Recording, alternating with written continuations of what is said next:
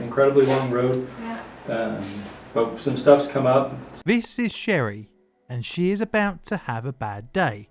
Not surprising, given she is sat in the Shasta County Police Station. Today is the bizarre penultimate chapter in a case of kidnap, physical abuse, lies, and a hoax that confused a nation. My name is John, and today we'll look at the Sherri Papini abduction.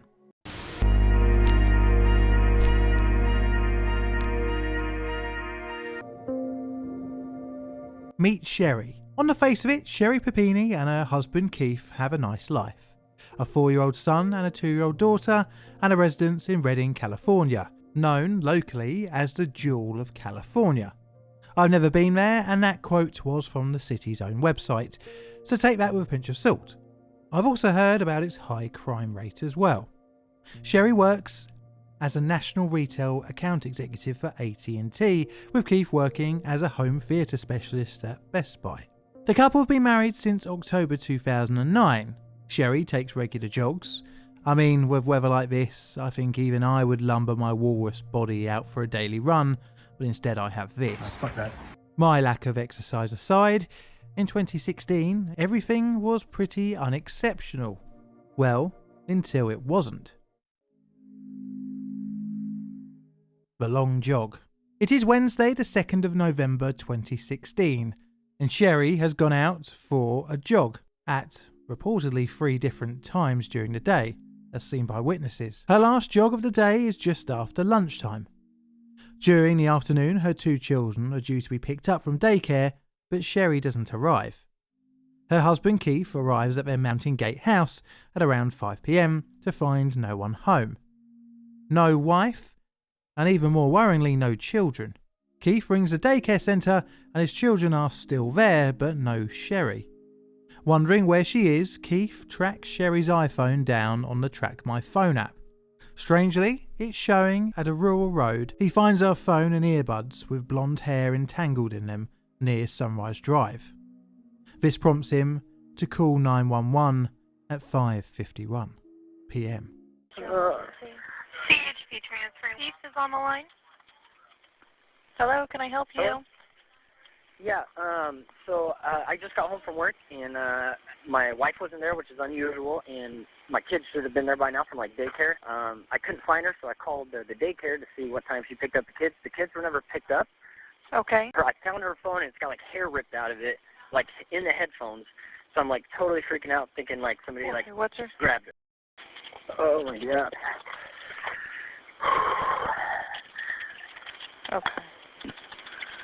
And we live down kind of a sketchy street, so I don't know if I'm allowed to knock on everybody's door, but I will if I'm allowed to do that. Well, let's just have the officers contact you. Okay, thank you. You're welcome. Okay, bye. Bye-bye. With Sherri now reported missing, the Shasta County Sheriff's Office launches an investigation into her disappearance, and the FBI are notified. Bizarrely, not massively far away in Lewiston, California, another woman is reported missing. She hasn't been seen since the 12th of October. Initially, it's looking like maybe the two are linked, but it would prove not to be. Now, searching for Sherri would continue for the next few days, with the case being brought to local attention. Patrol, deputies and detectives began to make checks on 290 registered offenders in the area. During this time, the police are still not sure if it's a case of abduction or a case of voluntary disappearance. Although the Papinis assert it must have been a kidnap. In an odd turn of events, an anonymous donor would put up $10,000 for the return of the young mother. The donor made contact via family friend Lisa Jester, but Keith initially refuses the random guy with money option. Around the same time, the wider family put up a roughly $40,000 reward. This is what they call a reverse ransom offer, and is propagated amongst the media. Although the search is ongoing, like most cases of mysterious disappearance, the first suspect is the spouse of the victim. The police interview Keith and give him a lie detector test, which he passes. This, combined with GPS data from his work vehicle, discount him from the suspect list. But another suspect has been discovered. And on the 7th of November, 2 police officers are sent to Detroit to interview a man that had been regularly texting with Sherri. But yet again, this man was discounted from the suspect list.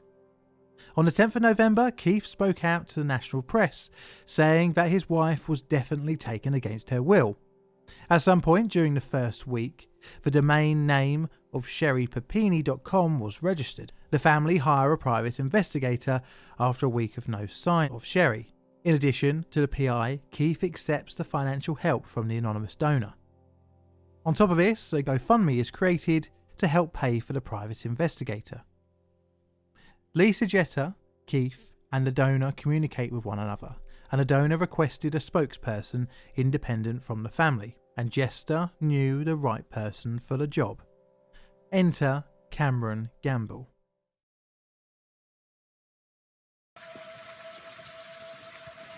An individual who wishes to remain anonymous. This is Cameron Gamble. He's a self-professed private military contractor, hostage negotiator, and international kidnap and ransom consultant. He was a local and a member of the local church congregation. He offered his services on a pro bono basis, and even better, he had a theory of why she was abducted. The family took him on as the middleman in this ever increasingly bizarre story. Apparently, Gamble posited Sherri had been taken to be trafficked. This was in contrast to the local sheriff's office, who still claimed that Sherri's disappearance may not actually be a kidnapping at all. On the 17th of November, the Sherri Papini website displayed an undisclosed ransom for Sherri Papini's immediate release, setting a deadline of 5 AM on the 23rd of November. This was mirrored on a YouTube video posted by Gamble. It opened with the following statement. "My name is Cameron Gamble, and I'm an international kidnap and ransom consultant. I've been retained by an individual who wishes to remain anonymous. An individual who has come forward to offer a cash reward for a ransom for Sherri Papini's safe return to her family. No one comes forward with any information, and by the 20th of November, the police have acted on 20 search warrants and have received over 400 tips." 2 days later, Gamble says publicly he believes the purported abductors are still in decision-making mode, whatever that means. He also declines to announce how much the abductor would receive, but says it's a 6-figure reward. By now, Gamble had received no leads, the police had no leads, and Sherri was still missing, and Gamble's deadline was soon approaching. On the 23rd of November 2016, Gamble posted a new video stating the ransom has been withdrawn, and the money will be combined with the $50,000 reward previously mentioned, but yet again, no leads come of it.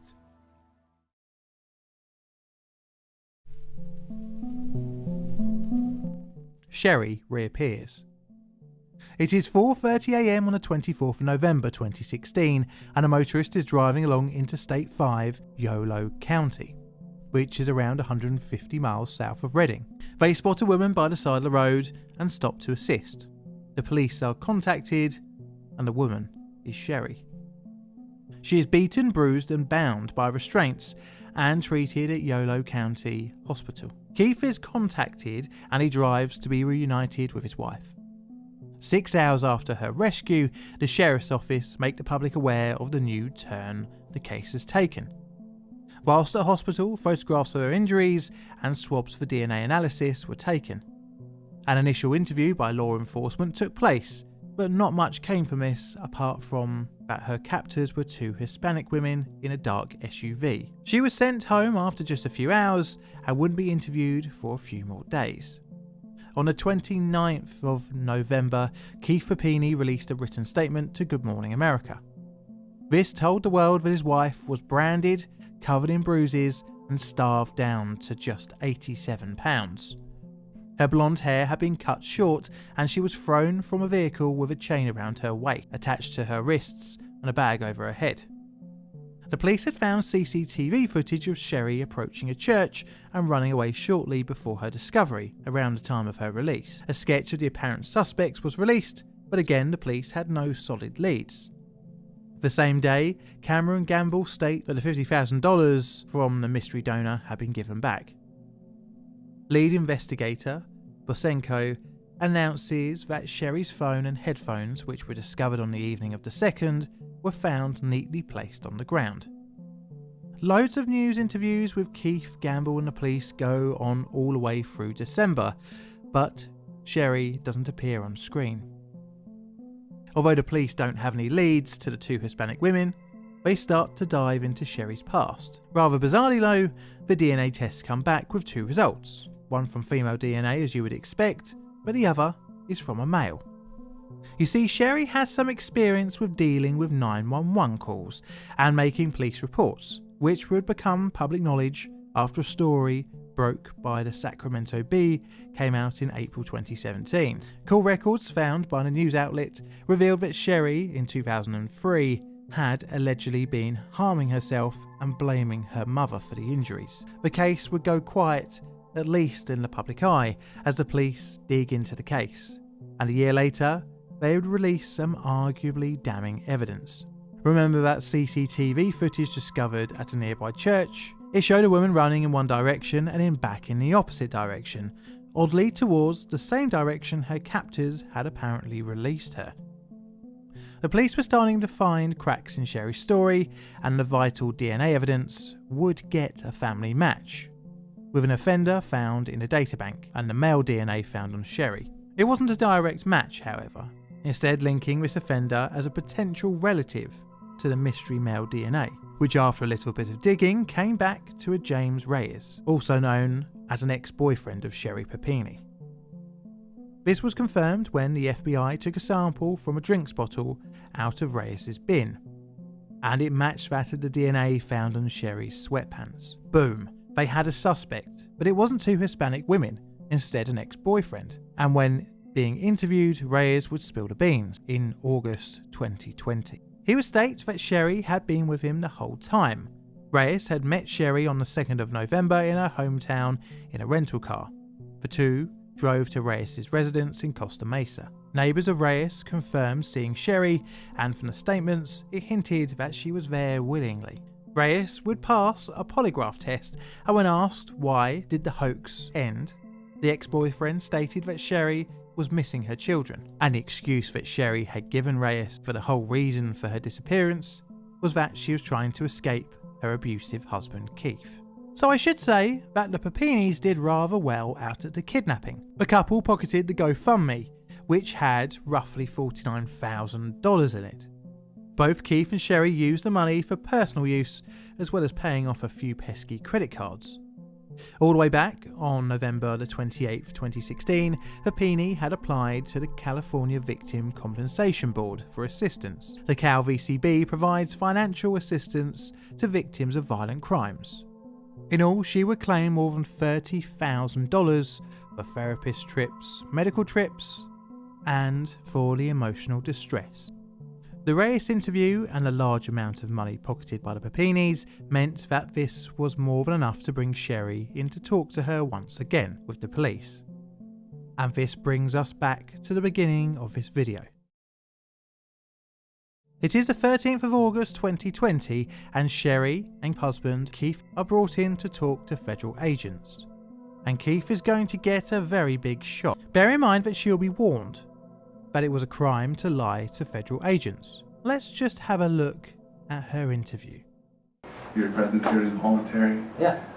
You can go at any time, and all we want is truthful statements because it's a crime to lie to federal officers. Wow, yeah. Oh, that's good. Understood? Yeah. Sorry, forget about that part. So, Although things have started cordially, in an attempt to keep Sherri at ease, the investigators begin to show her photos of inside James Reyes' property. so the table, the picture's a little grained out. So, To me, I see a table there that somewhat looks like something you described to me in the past. And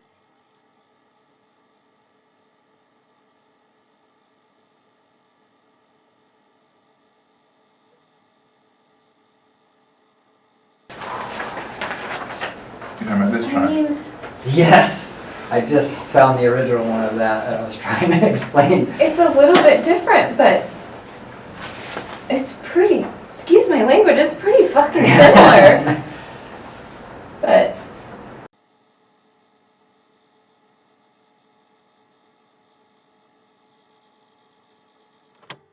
Is that the first thing that you Yeah. saw in the magazine? oh, come on, guys. We were talking about the That's order. on there We or were talking something. about the order. Plus, the magazine's not open, so I you're mean, good. this doesn't look like the bathroom to me, but the order is. Bearing in mind that the investigators know the truth, they laugh and play along with Sherri. What's interesting is that both parties, Keith excluded, know the photographs are from James's property. The following exchanges are kind of farcical, and the investigators show great restraint in not calling Sherri out on her lies. But this is the same bathroom we showed you, This is the the original, the same one with the charming magazine on the. Sports Illustrated, Great. yes. Look at that alien breaches. Okay, so nothing jumps out at you at that point? We're not trying to overwhelm you. Obviously, it's been a long road, and here we are. So, we're showing you all of this because ultimately this is the house that you were at. We talked to the people who live there. Sorry. We found the house. We found who was involved. We talked to who was involved. We talked to family who knows that you were there, and talked to a couple people or talked to one guy who did see you during this event. Unfortunately, there's a lot of truths. There's a lot of things that were said that we have always confirmed, that we've always said to a specific person, but not a female. It led us to the car that picked you up, but not an SUV.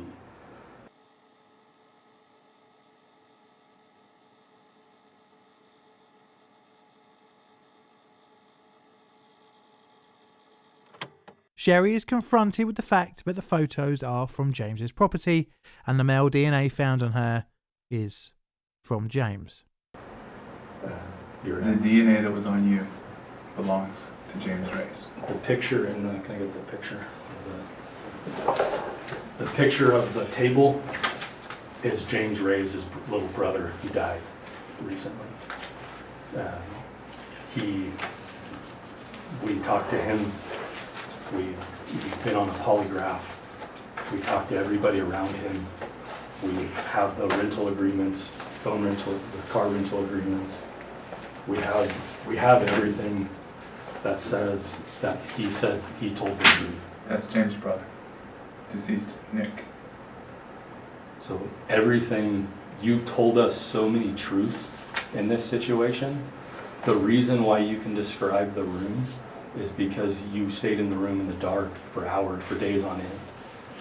The reason why you lost so much weight is because you stopped eating. The reason why you got a rash on your arm is because you cleaned his house. The reason why the brand is because he went to the store, bought the branding tools, and branded you. The reason why your nose was broke is because of a hockey stick. I know all of those things, and I know there was no sex.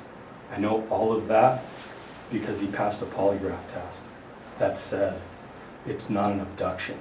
She asked me to come get her. No. I rented a car. No. I drove up and picked her up. He passed the polygraph test, Sherri. If that's not what happened, what did happen, Sherri? I don't know. No, there's no way. It's James. There's no way. There's no way. The DNA doesn't lie. His DNA is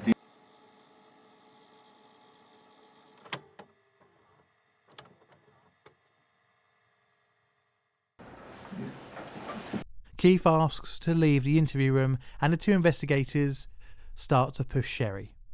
But she doesn't admit to her part in the hoax, instead seemingly trying to put the blame solely on Reyes. the fears of how out of control everything got. So you might as well get it out of your head that James is not involved, because James is clearly involved, and James already told us he's the one that did the brain. That's something that he admitted to mayhem. He admitted to a felony you can put him in prison over.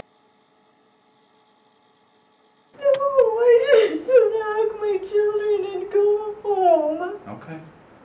Well, you're free to go and do that. The interview ends with Sherri exercising her option to leave the interview room, and now she has officially lied to the officers. It's only a matter of time before she is arrested. But this wouldn't come until the 3rd of March 2022, when Sherri would be arrested on charges of making false statements to a federal law enforcement officer and for mail fraud. After 6 days, Papini was released from jail before her trial on a $120,000 bond, and on top of that, she had to surrender her passport. Keith files around the same time for a divorce and is awarded custody of their children.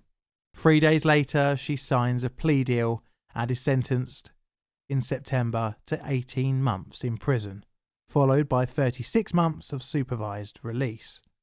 Papini was ordered to pay $309,902 in restitution for losses incurred by the California Victim Compensation Board, the Social Security Administration, the Shasta County Sheriff's Office, and the FBI. In November, she voluntarily reported to the Victorville Federal Correctional Complex, where she currently resides. What is scary is that her lies could have impacted random innocent people if it wasn't for the DNA evidence. And there is no apparent motive apart from attention seeking and a relatively small amount of money in comparison to the amount of fines she ended up receiving. Now, for these true crime videos, I haven't yet created a rating scale, so let me know if you have any suggestions in the comments below. This is a Plain Difficult video. All videos on the channel are Creative Commons Attribution Share Alike licensed. Plain Difficult videos are produced by me, John, in a currently actually quite nice sunny corner of southern London, UK. I'd like to thank my YouTube members and Patreons for your financial support, and the rest of you for tuning in every week to watch your random videos on this channel. I have Instagram and Twitter, so check them out if you want to see behind the scenes stuff from these videos and just my general life. And all that's left to say is thank you for watching, and Mr. Music, play us out please.